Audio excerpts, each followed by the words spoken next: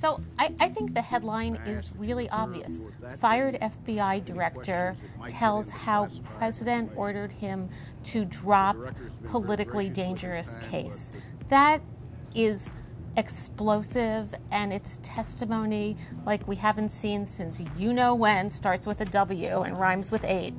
Emphasizing that they didn't talk about the case per se, they only talked about loyalty.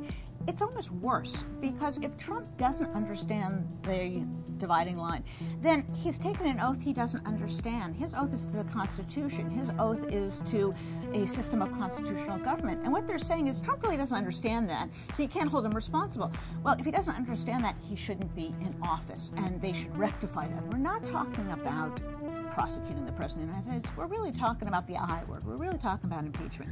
And how does that flesh out when we know the Republicans are so inclined to gather the wagons to protect the president?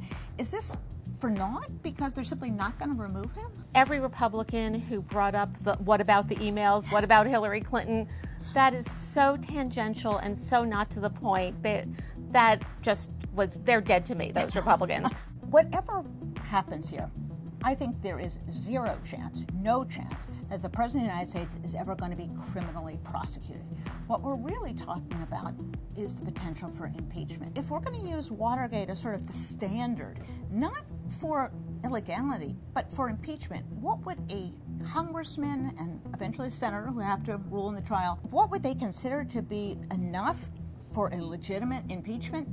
I think we're already past that, and we're not done, as you said. So I'm going to disagree with you. I think it's totally relevant whether or not you can indict a sitting president, whether or not you'd ever prosecute a sitting president is a really interesting issue for the lawyers to debate. But it is certainly relevant if you are either at the point of a provable obstruction case or close to the point of a provable obstruction case.